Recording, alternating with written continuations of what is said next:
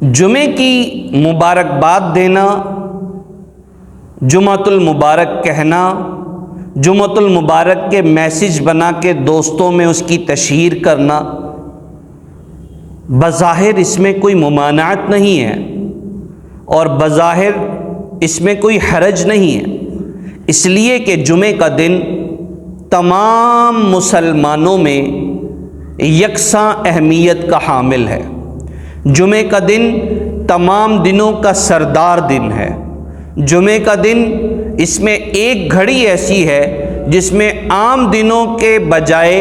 اس ایک گھڑی میں بنسبت دوسرے دنوں کے اللہ تعالیٰ دعا قبول فرماتے ہیں۔ جمعے کے دن مسلمانان عالم جمع ہو کر اجتماعی طور پر جمعے کی نماز کا اہتمام کرتے ہیں۔ جمعے کے دن مسلمانوں کے 6 دن مکمل ہونے کے بعد جمعے کے بعد سے ہفتے کے دن سے اس کا آغاز ہوتا ہے۔ تو جمعے کا دن مسلمانوں کے ہاں انتہائی فضیلت والا، انتہائی بابرکت ہوتا ہے۔ تو اس کے اظہار خیال کے لیے میسج بنا کر جمعہ مبارک کہنا اور جمعے کی مبارکباد دینا، اس میں کوئی حرج نہیں ہے، لیکن اس کا التزام کرنا اور یہ سمجھنا کہ یہ بہت ضروری ہے، اور یہ سمجھنا کہ اگر مبارکباد نہیں دی تو اگلا ناراض ہو جائے گا،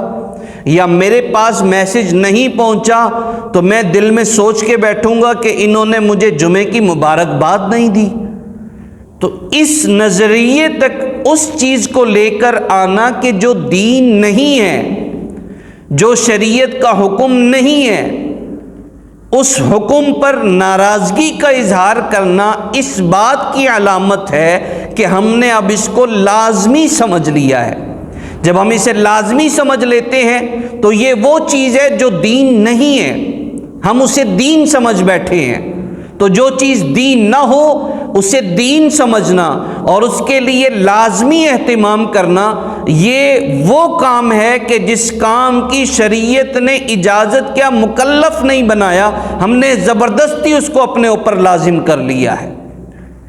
تو لہٰذا ایسی چیز کو جو دین نہ ہو اس کو اپنا دین کا حصہ سمجھ کر، عبادت سمجھ کر کرنا یہ جائز نہیں ہے۔ البتہ اگر ایسے ہی بیٹھے ہیں اور جمعے کو مبارکباد دے رہے ہیں بابرکت سمجھ کر، اور یہ در حقیقت دعا ہے کہ اللہ تعالیٰ تم پر برکتیں برسائے، آپ پر رحمتیں برسائے اور تم اللہ کی رحمت میں رہو، تو اس طریقے سے دعائیں دینا اس میں کوئی حرج کی بات نہیں۔ التزام نقصان دہ ہے، اس کو لازمی نہیں سمجھ لینا چاہیے۔ اور اسی طریقے سے جمعے کے دن ایک بڑا اجتماع مسلمانوں کا منعقد ہوتا ہے، اور اس پیغام کے توسط سے میں اس کی وضاحت کروں گا کہ جمعے کے دن ایک گھڑی ایسی ہے کہ جس گھڑی میں دعائیں قبول ہوتی ہیں، اور وہ گھڑی وہ ہے کہ جب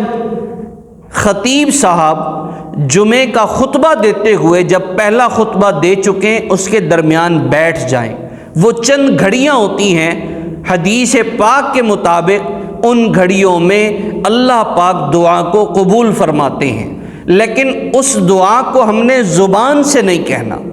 بلکہ دل ہی دل میں وہ دعا کریں گے، اور کوشش ہو کہ ہمیں وہ وقت وہ گھڑی میسر آ جائے۔ اللہ تعالیٰ سے دعا ہے اللہ پاک ہمیں دین کی صحیح سمجھ نصیب فرمائے۔ السلام علیکم ورحمۃ اللہ وبرکاتہ۔